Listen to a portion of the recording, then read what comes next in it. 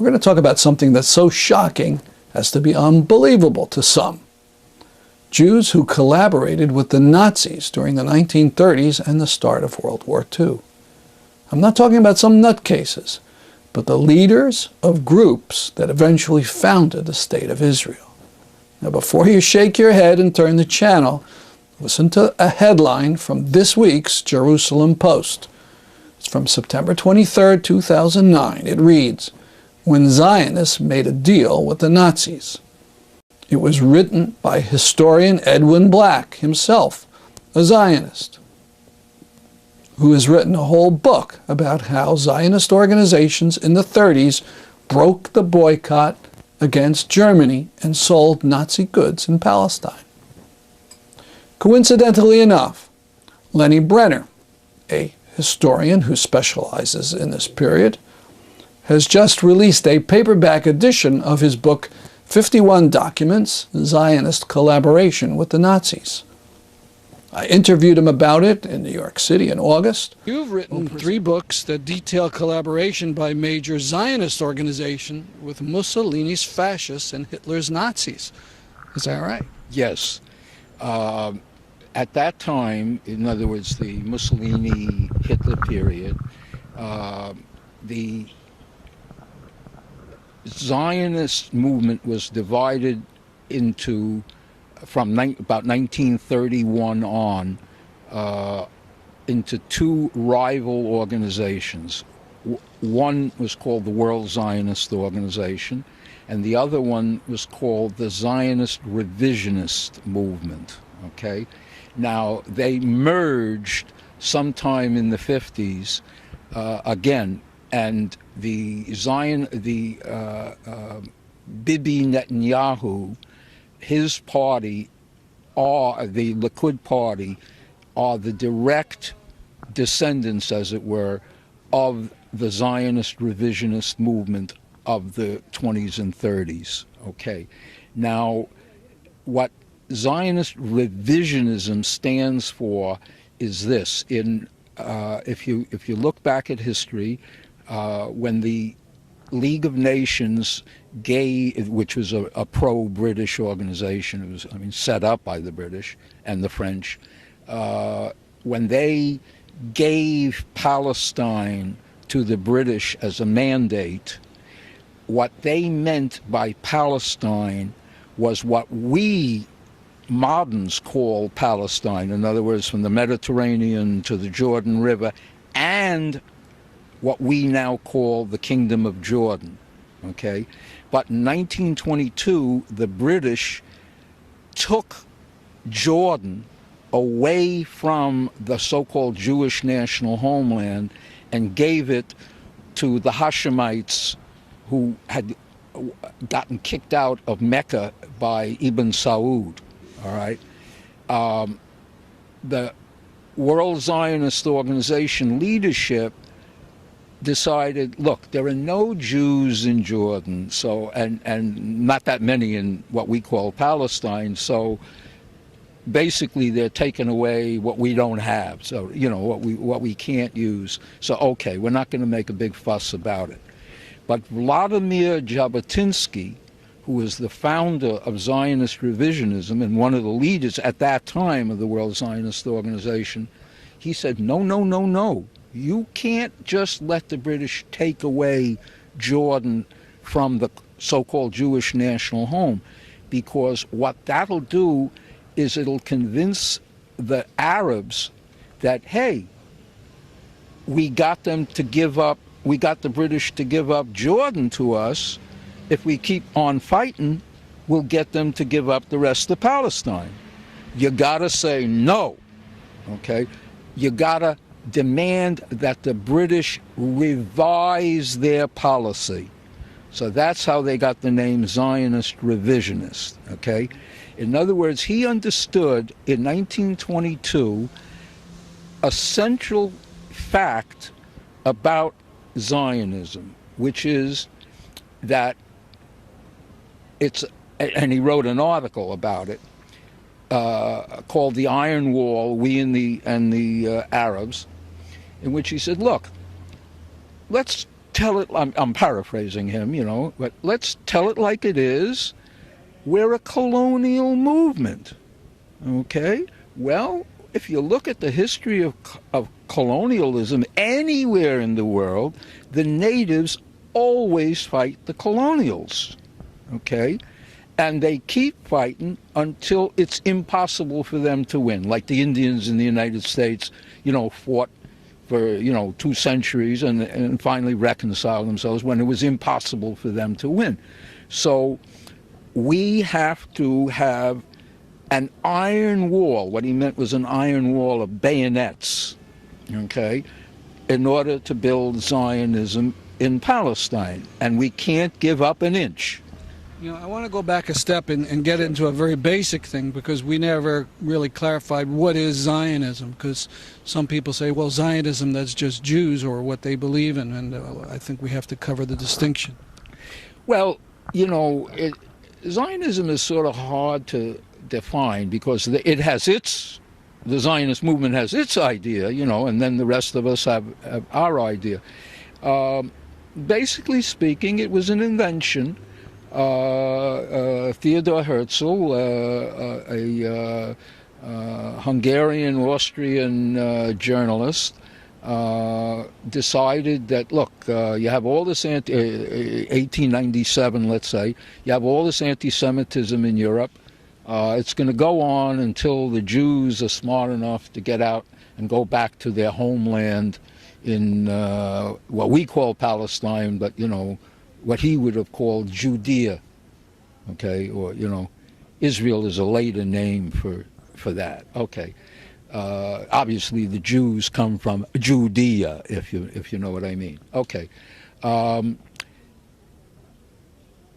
Let's say in 1897, the average Jew in Russia, Tsarist Russia, or Austro-Hungarian Empire, Germany, wherever, most of them wanted to get their rights in their country, okay?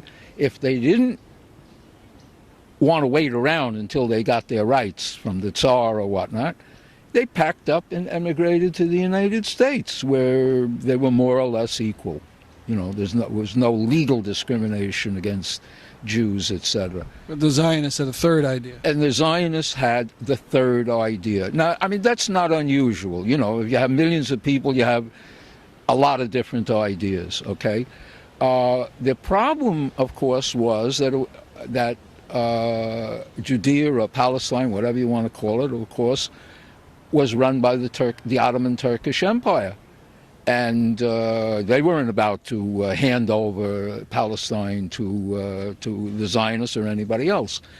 But when World War I broke out, the British decided, look, we need Jewish support worldwide, and particularly in America, against the Germans who were allied to the Turks, okay? The problem that the British had in getting that support was that they were allied to Tsarist Russia, which was the most anti-Semitic country in the world. So the average Jew was not interested in, you know, wishing Britain and Tsarist Russia to win any war, you know, if you follow me. But at any rate, after the war, the British said, okay, we'll establish the Jewish national home. Now, aside from the fact that, you know, they had made the promise and they had to, you know, go through the motions of fulfilling their promise, they also figured, look, we got to run Palestine now that we have it, okay? We can't do it by ourselves. British imperialism was always based on using somebody in the country against the bulk of the natives. Like in India, they tended to back the Muslims against the Hindus. I'm using that as an example. Or in Ireland, the Protestants against the Catholics. So they figured they would use the Zionists against the Arabs. Now, you're not the writer of this book, you're the editor. I'm the editor. Why did you feel that you had to make a book of documents? Because you did cover this subject in earlier books. Yes. Well, let me put it this way. attitude, I see myself as a political activist and as a historian, okay?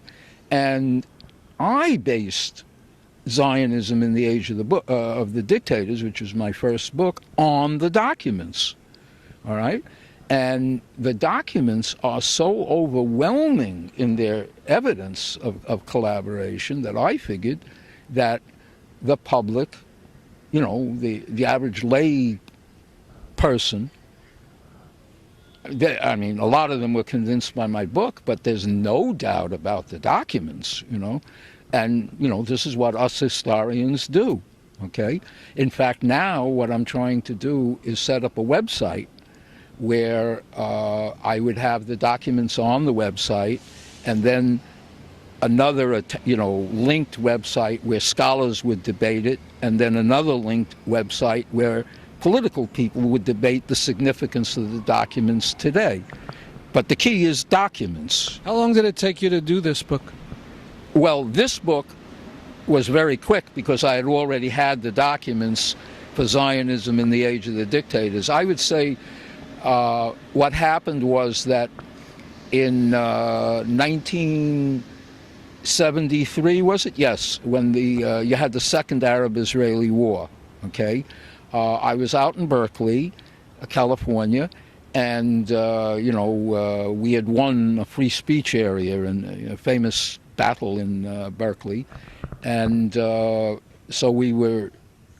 me and a bunch of other anti-Zionists were, you know, debating Zionists on the campus there. And I met a guy, Shimshon Vigador, whose father was the editor of the Encyclopedia Judaica. And I had read an article in the Judaica about a thing called the Ha'avara Agreement. Ha'avara is Hebrew for the transfer, okay, which was a trade agreement between the Nazis and the Zionists in 1933. So I asked him about it, and he said he had heard about Zionist collaboration, but he didn't know much about it. So I started doing the research then. But then I realized I had to get to New York, where you had a real Jewish library. You know, I mean, Berkeley didn't. And so I started doing more research in New York. And then I went to, by chance, I went to Britain and went to Croom Helm, which was one of the leading publishing houses in Britain. They published the Beck's Peerage, you say, yes. And, you know, I explained that I had, you know, all these documents, etc. And they said, look, we'll publish it, but you got to show us every document. In other words, we won't tolerate the slightest mistake, because you're going to write one of the most controversial books imaginable. Your enemies are going to go through your book with a magnifying glass, and they're going to blow up the slightest mistake. Okay, so there can be no mistakes. Okay, so I photocopied all the stuff, etc., you know, all that kind of stuff, and I, of course, kept all the document, you know, the photostatic stuff. So when I put this book out, I already had the documents, but it took me, you know, about 10 years to accumulate it. But that's because I was in Berkeley for so long, you know, before I found most of the documents in the Jewish room in the New York Public Library. I going through old Zionist publications and scholarly works and so on. All right, we don't have a lot of time, so I want to jump right into some of the documents. One is the Zionist Federation addresses the new German state. Yes. So I guess this is a couple months after Hitler is chosen to be chancellor. And there's a sentence in there that says something like, the new state which has established the principle of race, we wish to fit our community into the structure. Yes. What they did was in June of 1933, Hitler came to power in January 30th, 1933. In June, they sent the Nazis a document which wasn't published until 1963 in German in Israel. Okay? I found it and had it translated and so on, all that kind of... Well, actually, it was translated by an American Jewish Zionist historian, etc. But I found it and quoted from it extensively in Zionism in the Age of the Dictators. And basically what they were saying is, hey, hi Adolf, you guys are racist, and so are we. Group. That's the name. The group. That's the thing, etc., etc. And you want us out of here, and we want Palestine. So let's do a deal. And what they literally did was they worked out this agreement called the Haravara, or transfer agreement. So that's the next document I was going to ask about, the agreement for transferring property from Germany to Palestine. Okay. Now, any German, didn't matter whether you were a Jew or a Gentile, if you, in 1933, we're talking about the depths of the Depression, okay? Everybody's broke. I mean, governments are broke, So if you wanted to take money out of Germany, no matter who you were, you got nicked at the border for like 25%. Okay?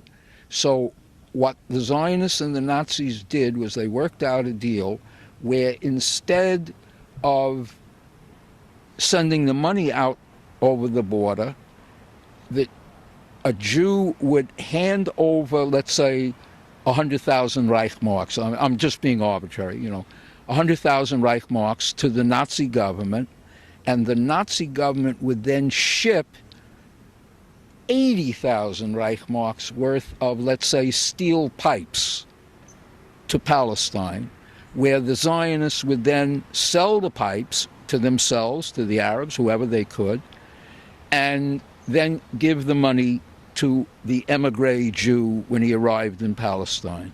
So it was cheaper for the Jew to go out that way than to get nicked for more money going to New York. Well, that sounds nice, but weren't other Jews then demanding that people not buy any German product? Of course. What this meant was that the Zionist movement was breaking what you might call the automatic, spontaneous boycott of German goods by Jews all over the world. They actually were selling things like steel pipes and stuff like, whatever the Germans shipped them, they were selling them all over the Middle East. And they even tried to sell them in Europe, but like the British Zionists said, listen, don't try to do it here. I mean, that will just create problems. People will wonder what the hell's going on, But they were selling the goods all over the Middle East. Zionists said, listen, don't try to do it here. I mean, that will just create problems. People will wonder what the hell's going on, But they were selling the goods all over the Middle East, okay? Now, to make matters worse, in 1937, the Haganah, which was the underground militia of the labor Zionists, who were the dominant element in the World Zionist Organization, sent a guy by the name of Feivel Polkus to Berlin to negotiate over the Haravara with the Nazis. And and as it happened, the Nazi who was assigned to negotiate with him was Adolf Eichmann, okay, who later transports millions of Jews to their death. Yeah, of course. I mean, he is Mr. Holocaust, so to speak. Okay, but at any rate, what happened was that Polkus invited Eichmann to Palestine to visit the Zionist kibbutzes, etc., etc. So he gets to Palestine. He's there for a day when the British realize, who is this guy? you know, and they kick him out.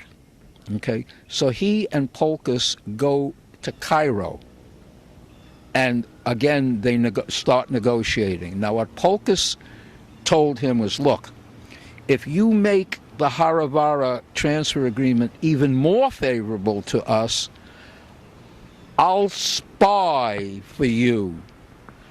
I'll try to locate oil in the Middle East for you. Now, we know this because Eichmann, being a good German bureaucrat, he wrote it up.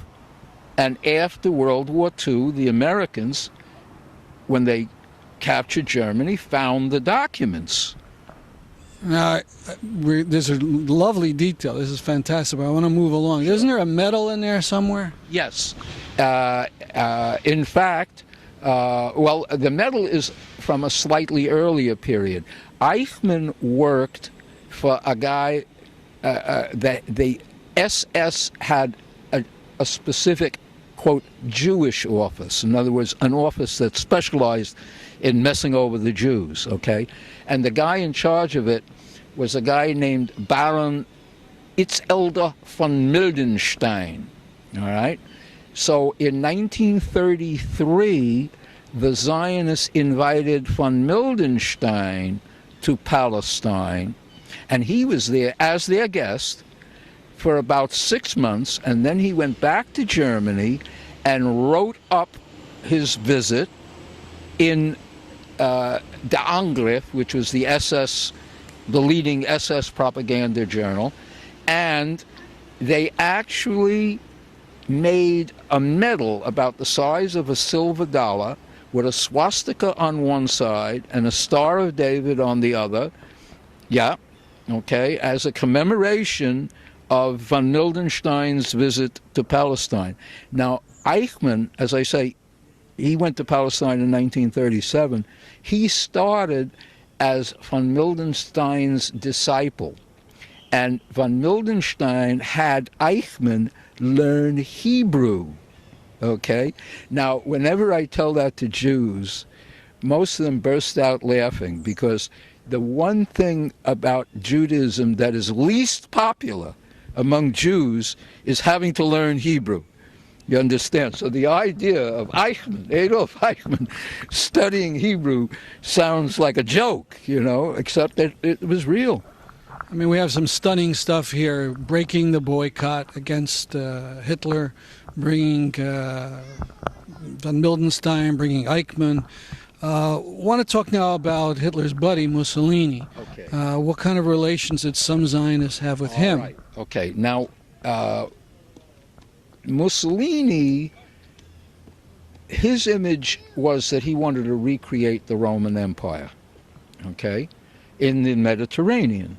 So he saw Britain as a rival, because, Britain ran Britain and France as his rivals, because they had Palestine, the British had Palestine and Egypt, the French had Syria and Lebanon, and Algeria, Tunisia, Morocco, etc. So, he became their enemy, all right? Now, as I said before, when Jabotinsky, the founder of Zionist revisionism, he wanted the Zionists to demand that the British revise their policy, and the World Zionist Organization wouldn't do it. So he decided to go looking for another mandatory to take over from Britain in Palestine, all right? Well, who was the only one who could even possibly do that was Mussolini in Italy, okay? Now, Jabotinsky's first attitude, you have to understand something about Jabotinsky. Jabotinsky was one of the world's leading linguists, and he had lived in Italy for 3 years, and he spoke letter-perfect Italian, okay? Italians couldn't believe that he wasn't Italian, all right? He was so enthusiastic for the Italy before Mussolini that when Mussolini came to power, he didn't like him, and he called him the head buffalo, okay? leading the rest of the Buffaloes. But he needed somebody to replace the British who were getting soft on the Arabs. All right? So he became more and more pro-Italian. And finally, in 1935, Mussolini invited Jabotinsky's youth group called Betar and had cadets from Betar trained at Mussolini's Naval Academy. Okay, that's the equivalent of Annapolis in the United States, all right?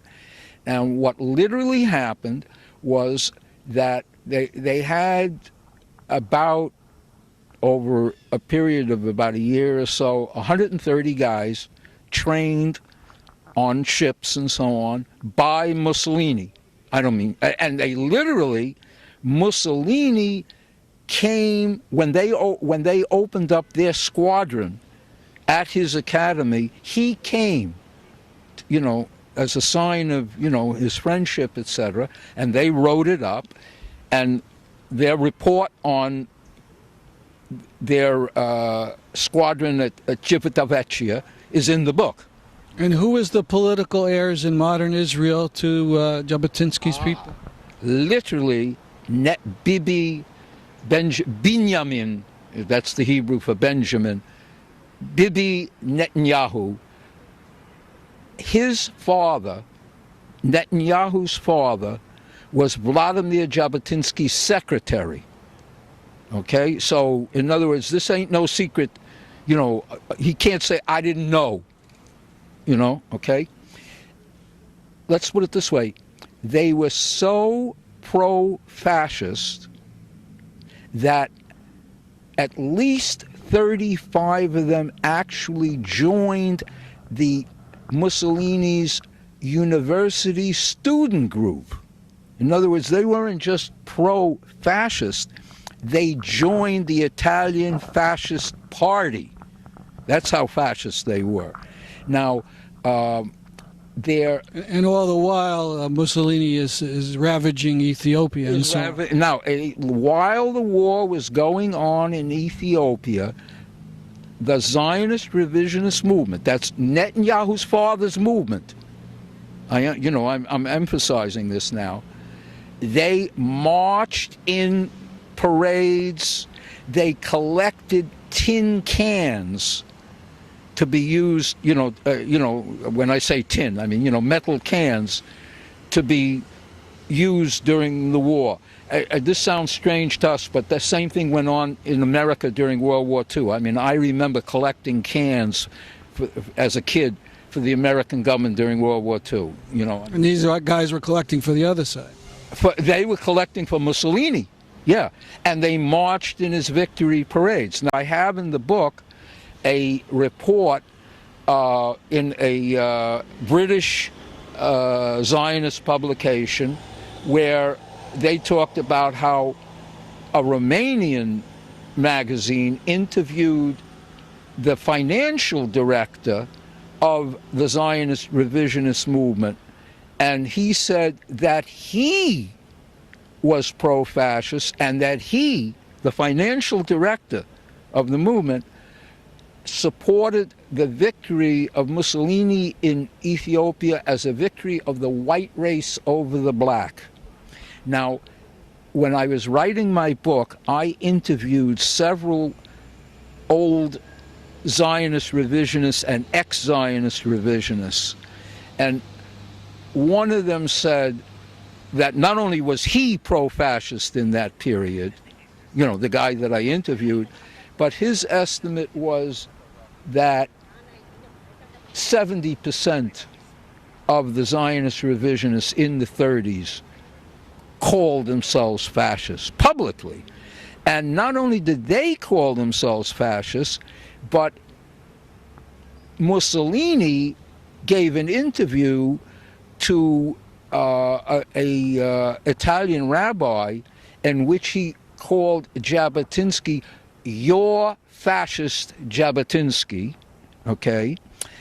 Von Mildenstein, the Nazi who went first to Palestine, he describes on the boat that, because he went from Italy, that's the way you used to do it in the good old days. You would go to Italy and then take a boat to Palestine.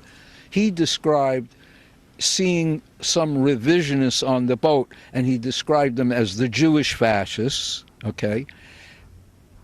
David Ben-Gurion, who at that time was the leader of the labor Zionist movement and later became the first prime minister of Israel, used to call Jabotinsky Vladimir Hitler. Okay, so now, when Mussolini, and Einstein in 1948, when Menachem Begin came to the United States, had a letter in the New York Times, okay, him and about 35 other, prominent Jews, saying Begin's movement is closely related to the Nazi and fascist movement. Now, what I tell people is, look, when Einstein and Mussolini and the Nazis and the head of the Labor Party all say you're a fascist, there ain't no doubt about it. Everything was hunky-dory. Here they were marching around in Mussolini's Naval Academy, etc., until 1936. And then all of a sudden the Spanish Civil War breaks out, okay? And Mussolini looks at Spain and he realizes, if the workers, the left wing, wins in Spain, that will inspire my workers to try to overthrow me. So they can't win in Spain. But Italy wasn't strong enough by itself to help Franco win the Spanish Civil War. So he had to ally himself with Hitler. Okay? Now, up until that time, Mussolini said, look, I don't want to hear about this guy Hitler. I hear all these guys, they're wannabe fascists. No. Fascism is Italian. Okay? But now he realized he had to ally himself to Hitler. And he realized if you ally yourself to Hitler, you can't have Jews at your Naval Academy. You can't have Jews in the fascist party. So he kicked all the Jews who were in the fascist party out of the party. He kicked the Zionist revisionists out of Civita Vecchia. And he put in discriminatory racial laws in Italy. So at that point, the Zionist revisionists got kicked out of Italy. But then, and Jabotinsky decided, well, okay, that's over. So he went back to supporting the British. But the problem was, or not the problem, but what happened was, so many of his guys had become, of his followers had become ideological fascists that they couldn't accept the fact that Mussolini had broken with them. They blamed it on the Jews. Here's Mussolini, he's being nice to us, etc., etc. And the Jews, those ingrates, they were always going on and ranting about fascism. Okay? So what he did, what happened was that a wing of the Zionist revisionist movement, when World War II broke out, they broke with Jabotinsky. They called themselves, they were called by everybody, the Stern Gang, after their leader, Abraham Stern. And they sent a message. Okay, I'm going to get into that in the next question. Let me give a question here. All right, so here we are. World War II is starting. Doesn't sound like these guys have learned their lesson. So where do some of them go even further with this fascism? What happened was that this guy, Abraham Stern, set up his own organization, a split, that's common in all political groups, and they sent a message, a document by messenger to a Nazi diplomat in Beirut, which you have to understand, your viewers have to understand. By that point in 1940, the Germans had conquered France.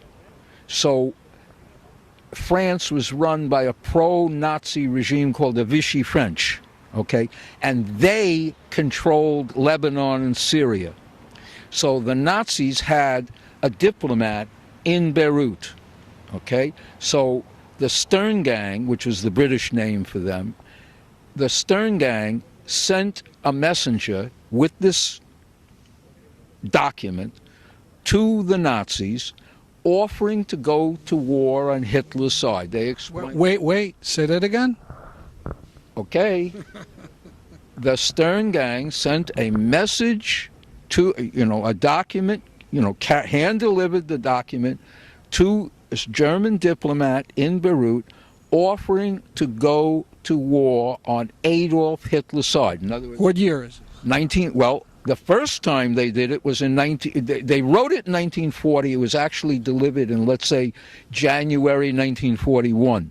Okay, then when they didn't get a response from the Nazis, they said thank you very much, but they put it in their pocket, so to speak.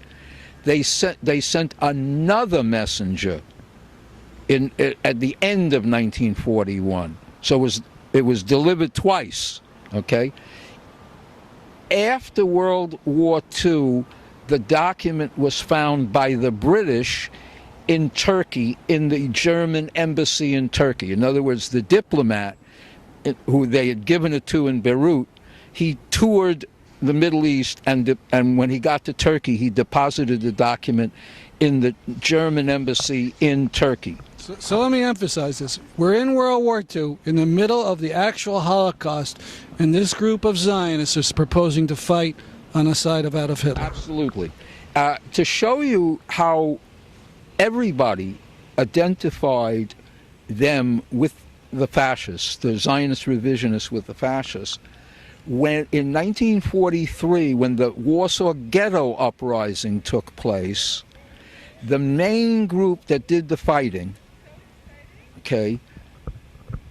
refused to permit Betar, the youth group of the Zionist revisionists, to join their organization, because the main resistance group was consciously anti-fascist, and their attitude was, no, we don't have Jewish fascists in our group. As crazy as all this sounds, fascists trying to go to war on Hitler's side, etc. About 5 years ago, Moshe Arens, who had later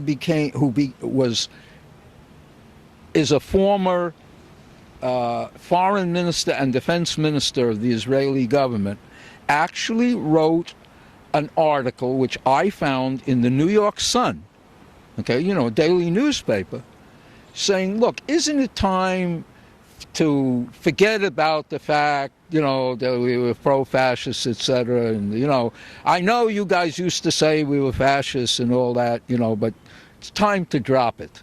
Look, you've heard of Holocaust revisionism, like Ahmadinejad in Iran, etc. It was only 1 million Jews who were killed, that kind of stuff. Calling for a former defense minister of Israel to tell people that you shouldn't call us fascists anymore. That's Zionist Holocaust denial. Let me go into one more document. It's a Rezo Kosnar, I'm probably mispronouncing his name, the report of the Budapest Jewish Rescue Committee. What was that about? Now, again, as I emphasize, Eichmann had gone to Palestine as the guest of the Labour Zionists in 1937 and spoke Hebrew and all that kind of stuff. When Germany got into Hungary, Hungary was an ally of Germany during the reactionary regime was an ally of Germany during World War II. One of the first things that he did was he went to Rishu Kastner, who was one of the Labour Zionist leaders in Hungary, and said, okay, let's do a deal. Because, he knew from experience that labor Zionists would do this kind of a deal. And what he did was he said, look, you send one of your guys, I'll let you send one of your guys from Hungary to Istanbul in Turkey to negotiate with the Zionist movement there, and with the Zionists in Palestine and the British and the Americans.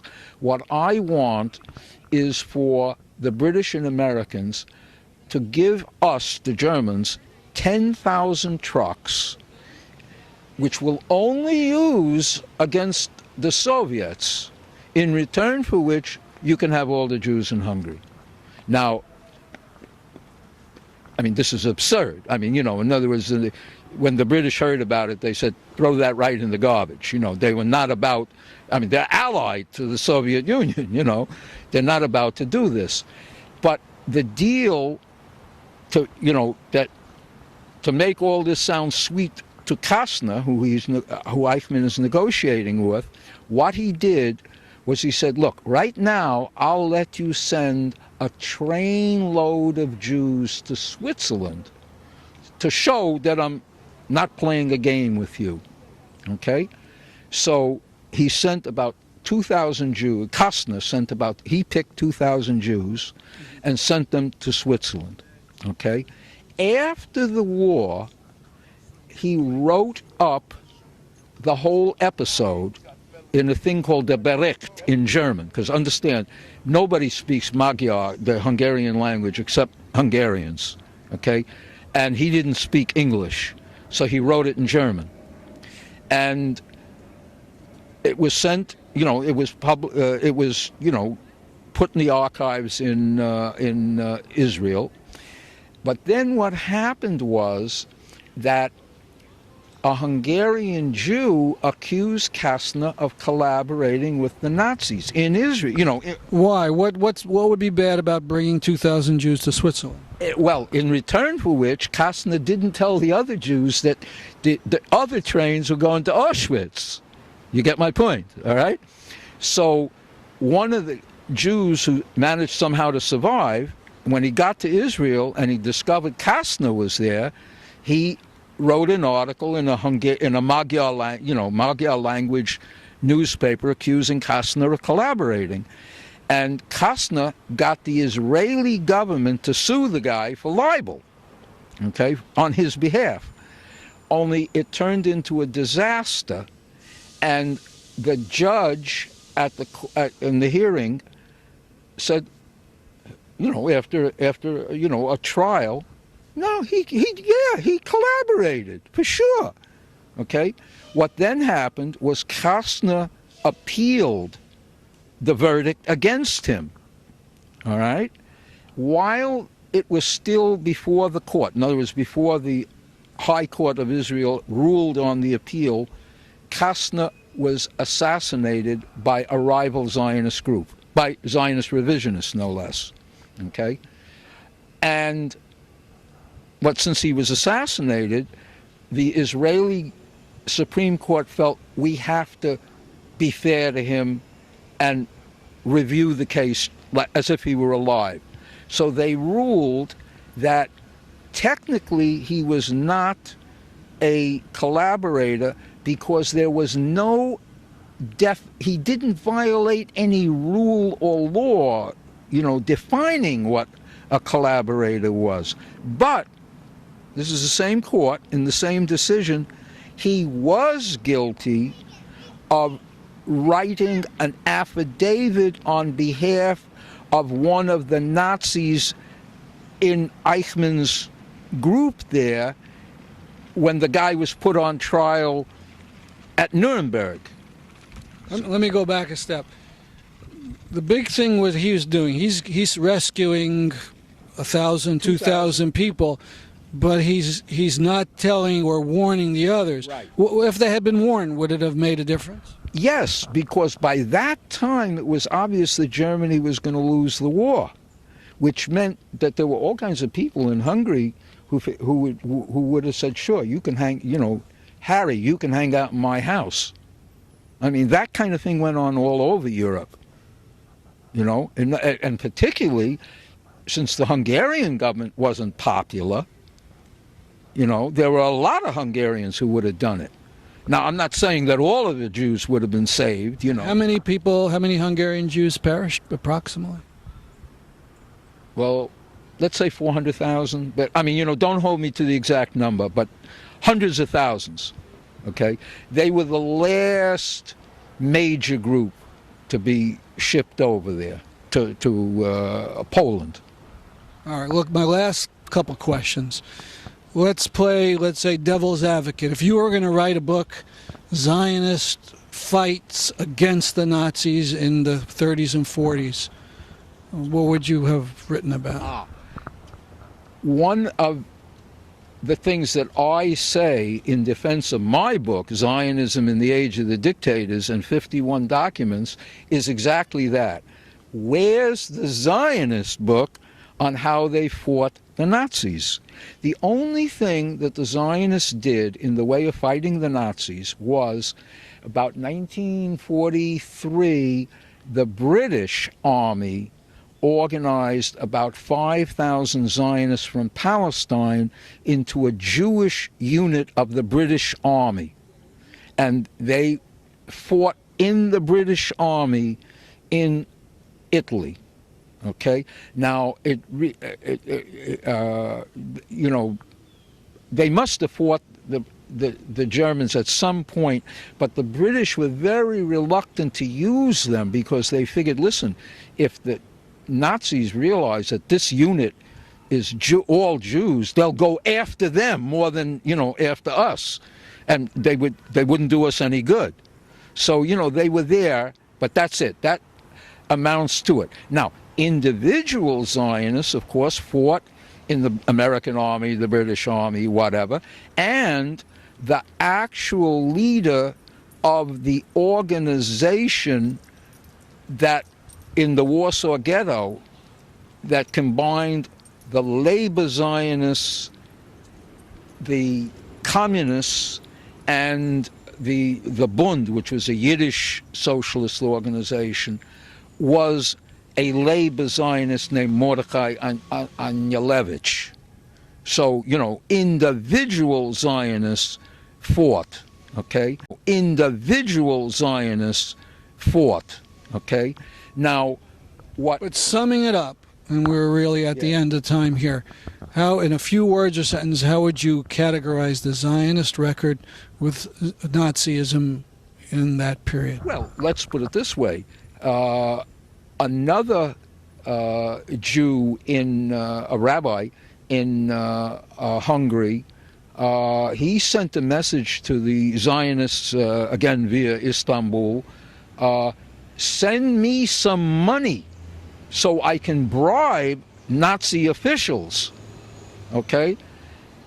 They wouldn't do it, and one of the leaders, and it's in my book, one of the leaders of the Zionist movement in Palestine actually got up and made a speech. No, I ain't going to do it. He made a speech about it. That's right. Zionism is, never mind all them Jews over there. Zionism right here, this is important, etc. It's all in my book. And understand, when my publisher, as I said, before, when I wrote my book, my publisher had me give him a photostatic copy of everything I put in the book, so there ain't no doubt about it. Okay? Now, let's put it this way.